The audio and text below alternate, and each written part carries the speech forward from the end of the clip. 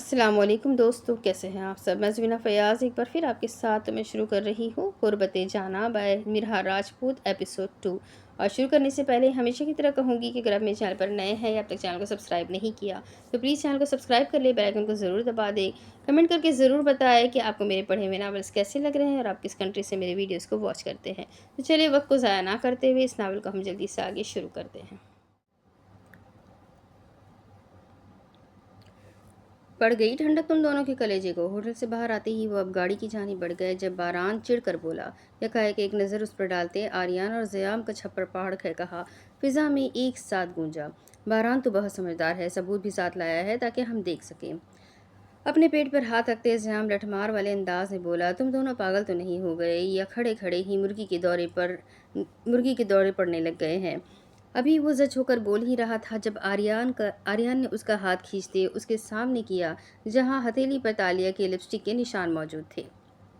کمینوں، تم لوگ ہنس رہے ہو مجھ پر؟ غصے سے وہ ان کی جانب لپکا جب زیام شاہ جلدی سے آریان کے پیچھے ہوا۔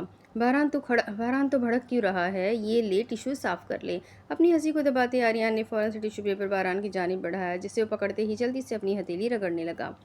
ویسے باران ایک دفعہ اس لڑکی کا چہرہ تو دیکھ لیتا، کیا پتا تیری والی سے زیادہ پیاری ہوتی۔ زیام شاہ خاصا مذاق میں بولا۔ باران کے کہنے پر ان دونوں نے کلب کی لائٹ آف کی تھی۔ پھر باران نے بغیر اس کے چہرے پر نظر ڈالنے کی بجائے اس کے نیلے چمکتے ہوئے ہائی ہیلز والے جوتوں پر اپنی نظر ٹکائی رکھی جو اندھیرے میں بھی چمک دھمک رہی تھی۔ تو نہیں آج بچے گا میرے ہاتھوں سے۔ اگر باران خانزادے کو پتا ہوتا کہ وہ وہی لڑکی ہے جس کے عشق میں وہ پاگل ہوتا اسے کب سے ٹریس کر رہا ہے تو وہ کبھی بھی یہ لپسٹک کا داغ اپنی ہتھیلی سے صاف نہ کرتا، مگر افسوس اس نے تالیہ تبریز خان کا چہرہ ہی نہیں دیکھا تھا۔ لنچ کرنے کے بعد وہ شام کو 6 بجے گھر لوٹی۔ نورے انہیں اپنے ہی فلیٹ پر لے آئی تھی مگر دروازہ پہلے سے ہی کھلا ہوا تھا۔ دروازہ کھلا دیکھ کر وہ ڈر تو گئی تھی لیکن پھر اسے خیال آیا میڈ نے کھلا چھوڑ دیا ہوگا جسے اس نے اشی کی دیکھ بھال کے لیے رکھا ہوا تھا۔ یہ سوچ آتے ہی وہ تھوڑا مطمئن ہوتی اندر قدم بڑھا گئی۔ اندر جاتے ہی اس کی پہلی نظر ہال پر پڑی جہاں اس کے ماموں جان اور ممانی جان کب سے اس کے انتظار میں بیٹھے ہوئے تھے۔ ماموں جان، ممانی جان، آپ کب آئے؟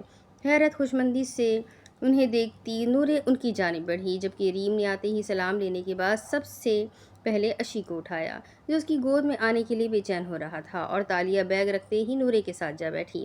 آپ مجھے کال کر لیتے، میں جلدی آ جاتی۔ ممانی جان کے ساتھ بیٹھی تھی اس لیے انہوں نے نورے کو پیار سے اپنے حصار میں لیا۔ ہماری بیٹی اتنی دیر بعد کہیں باہر گئی تھی، ہم کیوں ڈسٹرب کرتے بھلا؟ ممانی جان نے پیار سے اس کی طرف دیکھ کر کہا۔ بیٹا، ہم تم سے ضروری بات کرنے آئے ہیں۔ نورے نے اب اپنے ماموں جان کی طرف دیکھا جو تھوڑی ٹینشن میں دکھائی دے رہے تھے۔ جی بولے ماموں جان۔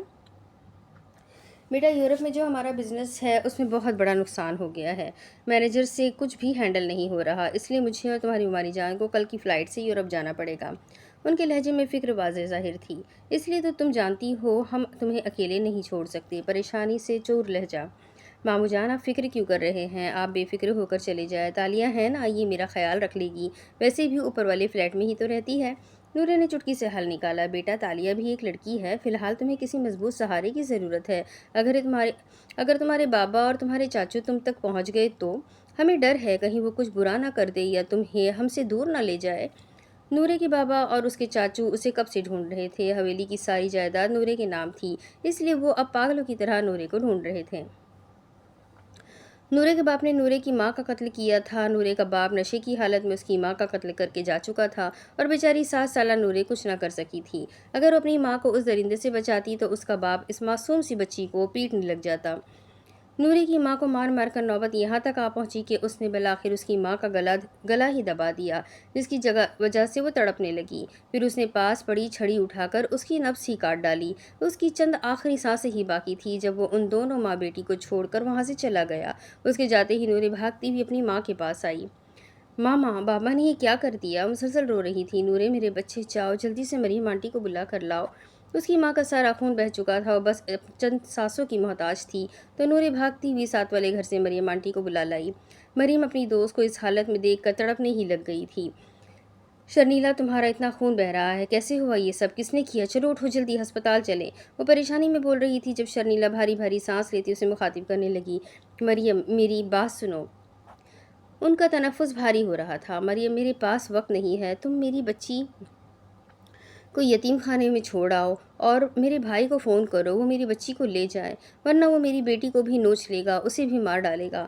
شرنیلا یہ تم کیا بول رہی ہو؟ کس نے کیا یہ سب؟ مریم نے ایک نظر نورے پر ڈالی جو خاموشی سے آنسو بہا رہی تھی۔ نورے کا باپ، وہ میری بچی کو بھی مار دے گا، تم اسے لے جاؤ۔ اگر وہ نورے کا پوچھے تو اسے یہ کہنا اس کے ماموں جان اسے لے گئے۔ مریم میری بچی کو بچا لو، اسے یہاں سے لے جاؤ۔ انہیں اب سانس لینے میں دقت ہونے لگی۔ شرنیلا جب وہ بغیرت شخص تمہیں مار رہا تھا تم نے شور کیوں نہیں ڈالا؟ کیوں نہیں بلایا کسی کو؟ کیوں خاموش رہی کیوں تم نے یہ سب برداشت کیا؟ مریم کے آنسو نے بھی اب تیز رفتار پکڑ لی تھی۔ مریم، اس نے مجھے دھمکی دی تھی، میں کیسے شور ڈالتی، ورنہ اس نے میرے ساتھ میری بچی کو بھی مار دینا تھا۔ شرنیلا تم ہمت کرو، اٹھو، ہم اسپتال چلے جائیں گے، تم ٹھیک ہو جاؤ گی، تمہیں کچھ نہیں ہوگا۔ نہیں مریم، میرے پاس وقت نہیں ہے، تم جلدی سے میری بیٹی کو لے جاؤ اور یتیم خانے میں چھوڑ آؤ تاکہ وہاں سے میرا بھائی اسے اپنے ساتھ لے جائے اور اس کے باپ کو میری بچی کی بھنک بھی نہ لگے۔ یہ وہ آخری بات تھی جو اس کی زبان سے ادا ہوئی تھی، پھر اس کے بعد اس کی چند سانسیں ختم ہو گئی جب کہ مریم نے اسے یتیم خانے چھوڑ کر سب سے پہلے اس کے بھائی کو بتایا، اور جیسے ہی انہیں پتہ چلا وہ سب کچھ چھوڑ چھاڑ کر یورپ سے پاکستان واپس آ گئے۔ انہوں نے نورے کے باپ کو اریسٹ کروا دیا تھا اور کچھ دن تو انہوں نے نورے کو یتیم خانے میں ہی رکھا، مگر جلد ہی وہ اسے وہاں سے لے کر ایک فلیٹ میں شفٹ ہو گئے۔ نورے کے ماموں جان کا ایک ہی بیٹا تھا، وہ ساتھ نہیں آیا تھا، وہ وہیں تھا یورپ میں۔ نورے نے تب سے لے کر اب تک صرف اس کا نام ہی سنا تھا، کبھی اسے دیکھا نہیں تھا۔ پھر اس طرح اس کے ماموں اس کے ساتھ پاکستان ہی رہے، جبکہ قتل کے جرم میں نورے کے باپ کو 13 سال کی سزا سنائی گئی۔ لیکن جیسے ہی وہ اپنی سزا پوری کرتے جیل سے رہا ہوئے اور پچھلے 2 سالوں سے وہ نورے کی تلاش میں تھا، مگر نورے کے ماموں ابرار صاحب نے اسے الگ فلیٹ لے کر دیا تھا تاکہ وہ آسانی سے رہے اور وہ کہاں رہتی ہے اس کی خبر اس کے باپ اور چچا کو بھی نہ ہو۔ اس واقعے کے بعد نورے کو نفرت ہو گئی تھی مرد ذات سے، وہ ڈرپوک بھی تھی، کمزور بھی تھی۔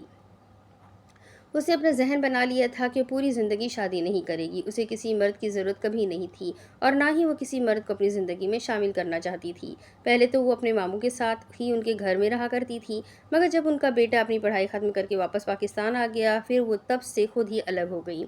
مرد ذات سے اس کا بھروسہ ہی ختم ہو چکا تھا، مرد اس کی زندگی میں اہمیت نہیں رکھتے تھے۔ اپنے باپ کی وجہ سے آج وہ اس مقام پر تھی کہ اسے اگر کہا بھی جائے نہ کسی مرد پر بھروسہ کرنے کو تو وہ کبھی نہیں کرے گی۔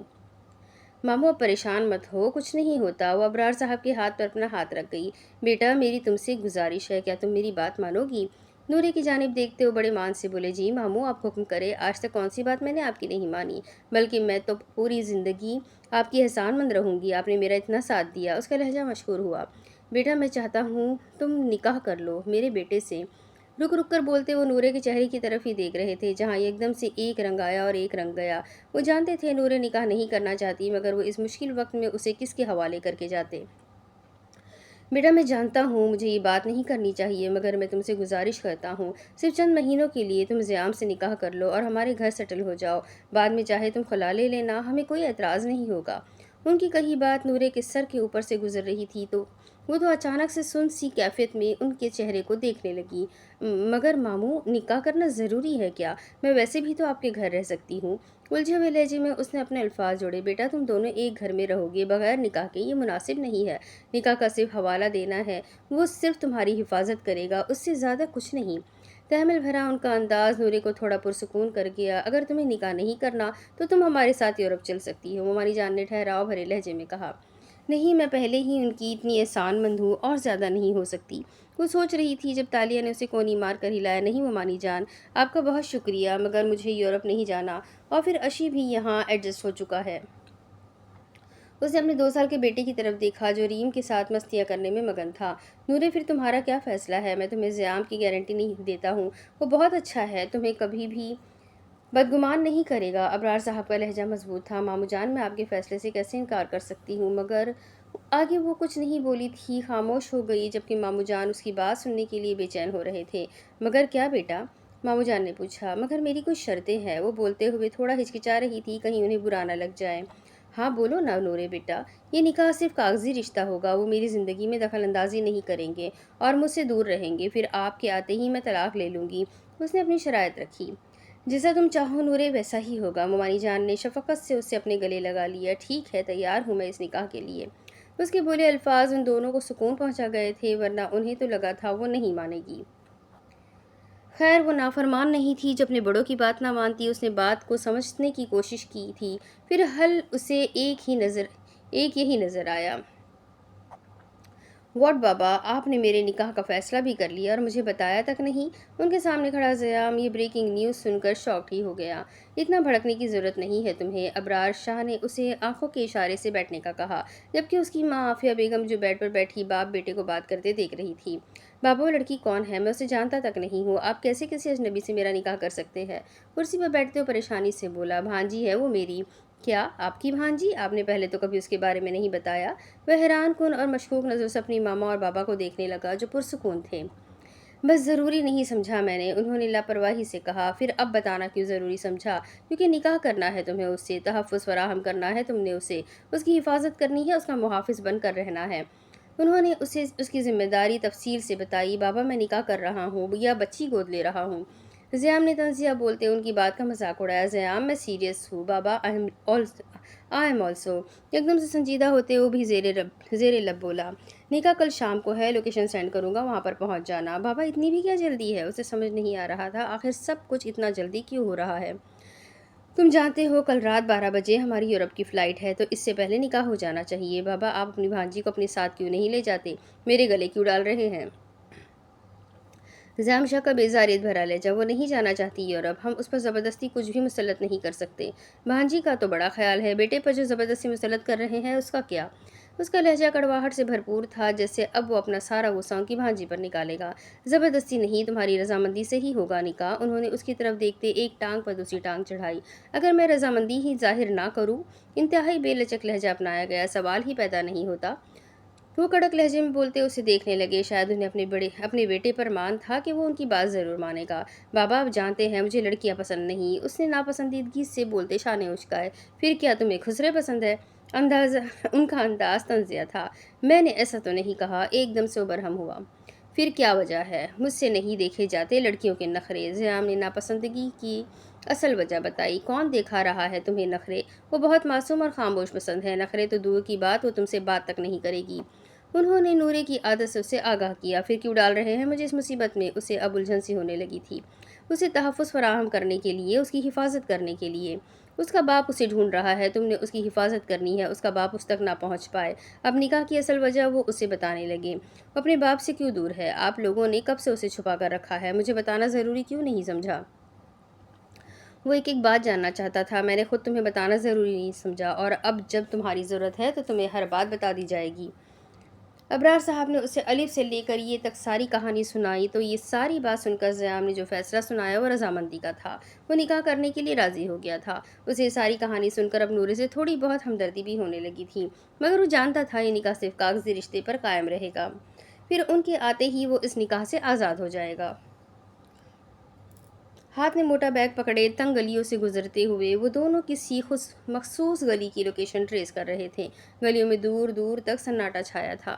جب وہ چلتے چلتے ایک گلی کے کارنر میں جا کر رک گئے، ایم اے پی اس شخص کو ابھی تک آ جانا چاہیے تھا۔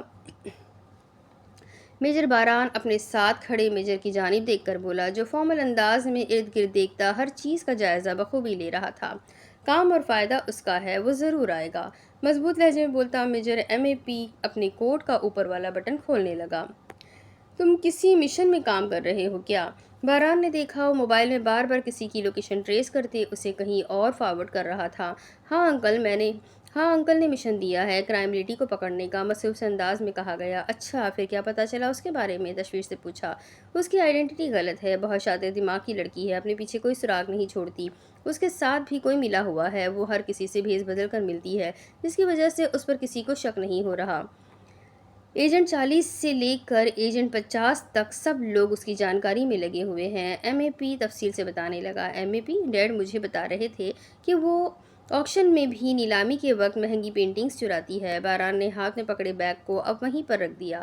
وہ بہت کچھ کرتی ہے میجر باران، پاکستان میں اس وقت جہاں کہیں بھی چوری اور مرڈر ہوتا ان سب میں صرف اس کا ہاتھ ہوتا ہے۔ اپنی جانکاری کے مطابق وہ اسے آگاہ کر رہا تھا۔ میں نے ڈیڈ کو بولا تھا نیلامی اس ہفتے رکھوائی جائے اور وہاں موجود ہر فرد کی جانکاری لی جائے، یقیناً وہ بھی اپنا بھیس بدل کر ان لوگوں میں موجود ہوگی۔ मेजर बारान बोल रहा था जब उसने उस सामने से आते उस आदमी को देखा जब मुस्कुराने लगा था। ड्रग्स ले आए तुम लोग? उस शख्स ने एक नज़र बैग पर डाली जो नीचे ज़मीन पर पड़ा था। उससे पहले वो खुद बैग उठाता, मेजर बारान ने जल्दी जल्दी से वो बैग अपने हाथों में लिया। रोज़ की कितनी ड्रग्स नौजवानों को देते हो? सवाल मेजर बारान ने किया। जितनी वसूल करते हैं सारी आगे बेच देते हैं।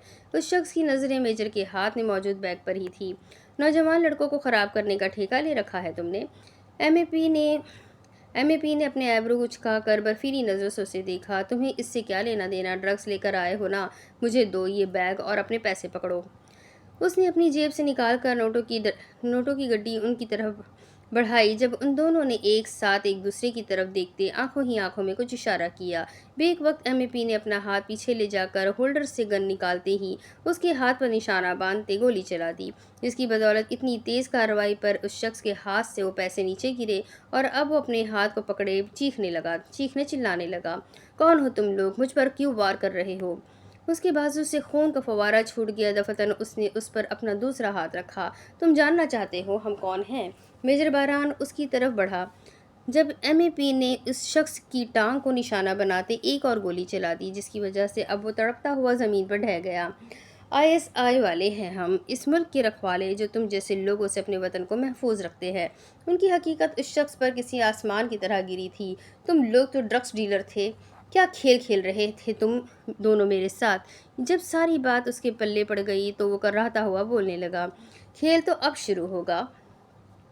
चल जल्दी बता, ये ड्रग्स तू कहाँ कहाँ और कौन से कारखानों में भेजता है? एक एक डिटेल्स बता जल्दी, वरना इस गन में जितनी भी गोलियां हैं सारी तेरे भेजे में उतारूंगा।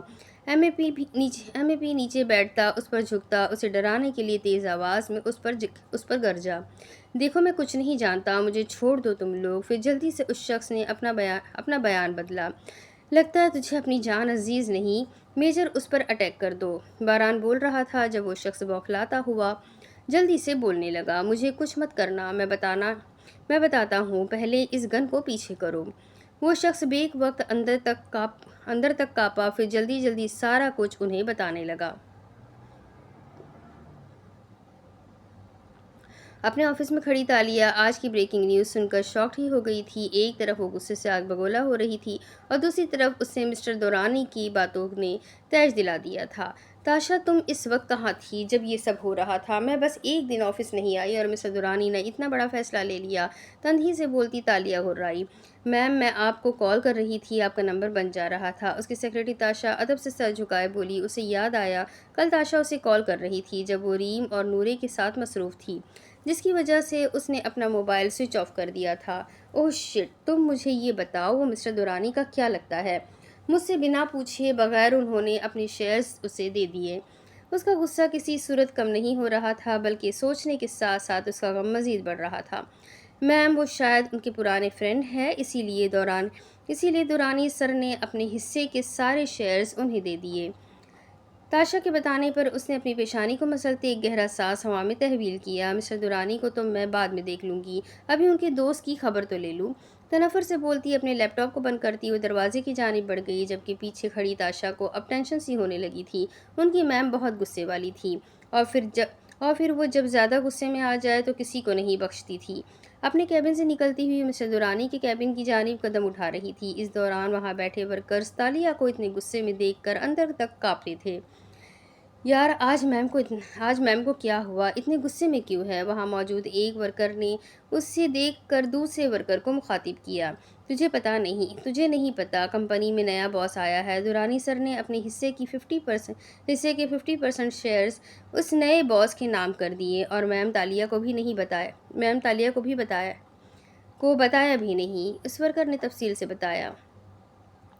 मैम को देखकर तो ऐसा ही लग रहा है कि आज किसी की खैर नहीं। गुस्से में ये अब हमसे डबल काम करवाएंगी। वर्कर ने इंतहाई अफसरदा लहजा अपनाया। दूसरी तरफ ऑफिस में बैठा वो शख्स जान गया था कि तालिया उसी तरफ आ रही है। यकायक वो अपनी कुर्सी से उठता जल्दी से जाता हैंडल पर हाथ रख गया।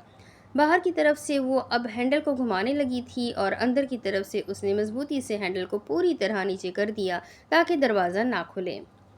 लेकिन तालिया अपने नाक की नथें फुलाती पूरी कुव्वत से हैंडल को घुमाने लगी। बेक वक्त उस शख्स ने अपनी गिरफ्त ढीली कर दी, जिसकी वजह से उसी वक्त हैंडल घुमा और धड़ल्ले से दरवाज़ा खुला। लेकिन यकदम दरवाज़ा खुलते ही वो अपना तवाज़न बरकरार ना रख सकी और सीधी जाकर उस शख्स के ऊपर गिरी। बहरान ने खुद को ढीला छोड़ा हुआ था, जिसके बास वो दोनों ही एक जुस्त में ज़मीन बोस हुए। बहरान खानज़ादा ने निगाहें उठाकर तालिया को देखा, जो उसके ऊपर गिरी हुई थी और अब अपना चेहरा उठाकर उसकी तरफ देखने लगी थी। उसने देखा और एक पल के लिए तो वो फ्रीज ही हो गया। वो जितनी वीडियो कॉल में हसीन लगती थी, उससे कहीं ज़्यादा वो हकीकत में हसीन थी। मोटी मोटी घूरती हुई डार्क ब्राउन कलर की आंखें, फिर उन पर बौछार की सूरत में मोटी घनी पलकें जो बगैर मस्कारे के उसके आईब्रो को छू रही थी। कुशादा पेशानी, मगरूर तीखी नाक, गाल पर पड़ते दो गहरे डिम्पल, गोल और उभरे हुए होंठ जिसको उसने डार्क लिपस्टिक से सजाया हुआ था। होंठ के बिल्कुल पास थोड़ी के करीब एक तिल भी था, जो उसकी खूबसूरती को उजागर कर रहा था। सर्दी और गुस्से की वजह से उसकी नाक और गाल सुर्ख पड़ चुके थे। वो अभी गुस्से से उसे देख ही रही थी जब बारान ने मौके का फ़ायदा उठाते उसके गले में लटकता हुआ वो नफीस मोती वाला लॉकेट जल्दी से खींचा। और ये काम उसने इतनी तेज़ी और होशियारी से किया था कि उसे खुद नहीं पता चला था कि कुछ हुआ भी है। इतना शौक है आपको दूसरों पर गिरने का, मिस तालिया तबरेज़ खान? उसकी आंखों में अपनी आंखें डालते वो संजीदा मगर मज़ाहिया अंदाज में बोला। दफतन वो आंखें सुकेड़ती उसके सीने पर हाथ रखती उठ खड़ी हुई। हद में रहो अपनी। अचानक से वो थोड़ी सी नर्वस हुई, फिर जल्द ही खुद की हालत पर काबू पा गई। सुना था आप बहुत फास्ट है, मगर आप तो सॉफ्ट भी है। प्यार करने में मज़ा आएगा। ज़मीन से उठकर उसके सामने खड़ा होता वो ठहराव भरे लहजे में बोलता, उस पर अपनी नज़रों का जाविया बांध गया। Shut up, just shut up. अपने आपे से बाहर होती तालिया एकदम से चिल्लाई और उसी वक्त उसने अपने पैर में पहनी हील से अपनी टांग पीछे ले जाकर अधखुला दरवाज़ा पूरा बंद किया, क्योंकि वर्कर्स अपने काम पर ध्यान देने की बजाय उन पर ध्यान दे रहे थे। अरे आप तो गुस्सा भी करती है। उसे मजीद तपाने के लिए वो हल्का सा मुस्कुराया। तुम्हें तो मैं छोड़ूंगी नहीं, जहरखंदी से बोलती हुई अपनी इंग्लिश से उसे वॉर्न करने लगी। बेक वक्त बारान ने उसकी शहादत की उंगली को अपनी कैद में किया। पहले पकड़ तो ले, शौक लहजे में बोलता वो उसके चेहरे के नकोश को अपनी निगाहों में उतारने लगा। दूर हटो मुझसे, हो कौन तुम? अपनी उंगली को छुड़वाते वो उसकी बजाय खुद ही उससे दूर हुई। आपका होने वाला शहर बारान खानज़ादा, पुरसुकून अंदाज में बोलता वो उसकी सोचों के छक्के उड़ा गया। तो तालिया गुस्से से आग बगोला होने की बजाय खुद को रिलैक्स करने लगी। ये शख्स उसे तेज दिला रहा था, मगर उसे अब पुरसुकून होकर बात करनी थी। ये ऑफिस मेरा है, यहाँ पर एक पत्ता भी मेरी मर्जी के बगैर नहीं हिलता। पुरसुकून अंदाज में बोलती थी कि नज़रों से उसे देखती वो अब उसे नज़रों ही नज़रों में चबाने लगी। सिर्फ आपका नहीं, हमारा, मिस तालिया तबरेज़ खान। वो एक एक लफ्ज़ पर जोर देकर बोला। मेरे शेयर्स वापस करो और निकलो मेरे ऑफिस से। तुम्हें मैं अपने ऑफिस में बर्दाश्त नहीं कर सकती। उसके पास से गुजरती हुई वो अब जाकर मखसूस कुर्सी पर बैठ गई। आप बोलो मुझे। उसके पास आता बारान उसकी कुर्सी को घुमाकर अपनी तरफ करता झुककर उसकी तरफ देखने लगा तो ऐन वक्त आलिया थोड़ा सा पीछे को खिसकी। आप माय फुट। उसका मगरूरी अंदाज अगले शख्स को ठिठकने पर मजबूर करके एकाएक उसकी पेशानी पर नागवारी के बल पड़े। उठे मेरी कुर्सी से। अचानक से वो इंतहाई संजीदा हुआ, मगर ठीक उसी वक्त आलिया का मोबाइल वाइब्रेट हुआ तो उसने अपनी पॉकेट से मोबाइल निकाल कर देखा, जहां नूरे कॉलिंग लिखा आ रहा था।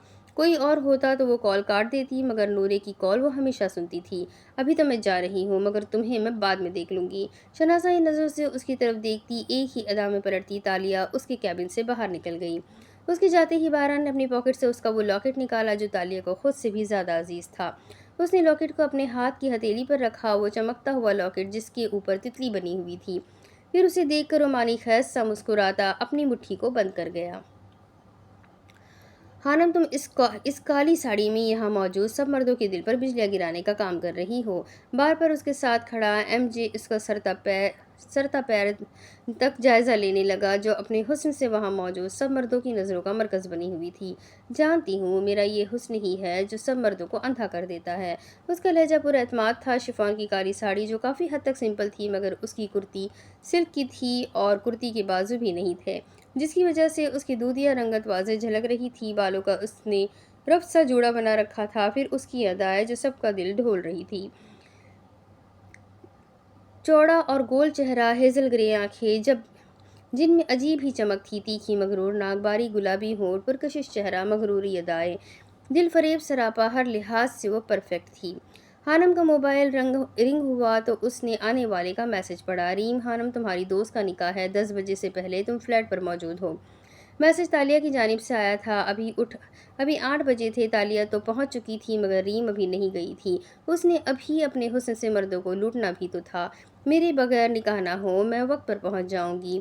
میسج ٹائپ کرتے آگے اس نے ہنسی والا ایموجی لگا کر سینڈ کر دیا۔ موبائل کو سوئچ آف کرتے اس نے جیسے ہی اپنے پاؤچ میں ڈالا، بیگ اسی وقت ایک شخص اس کی ادا اور حسن سے متاثر ہوتا اس کے پاس آیا۔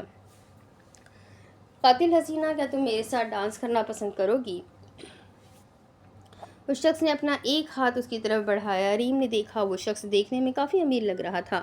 پھر اس نے اسی وقت مسکراتے ہوئے اس کے ہاتھ میں اپنا ہاتھ رکھ دیا اور اپنا پاؤچ وہ ایم جے کو پکڑا گئی، جو اس شخص پر صرف اب افسوس ہی کر سکتا تھا کیونکہ ریم نے اپنے سحر میں جھڑکتے اب اس شخص کو لوٹنا تھا۔ اب اس کے آگے کی کہانی میں آپ کو اگلے قسط میں سناتی ہوں کہ اب آگے کیا ہوگا۔ یہ جاننے کے لیے میرے ساتھ بنے رہیں۔ ویڈیو کو لائک کریں، چینل کو سبسکرائب کریں، بیل آئیکن کو ضرور دبائیں، کمنٹ کر کے ضرور بتائیں کہ آپ کو میرے پڑھے ہوئے ناولس کیسے لگ رہے ہیں۔ ساتھ ہی ساتھ مجھے یہ بھی ضرور بتائیں کہ آپ کس جگہ سے میرے ویڈیوز کو واچ کر رہے ہیں۔ تو چلیں ملتے ہیں اگلے ویڈیو میں، تب تک کے لیے اپنا خوب سارا خیال رکھیں، مجھے بھی دعا میں یاد رکھیں۔ اللہ حافظ۔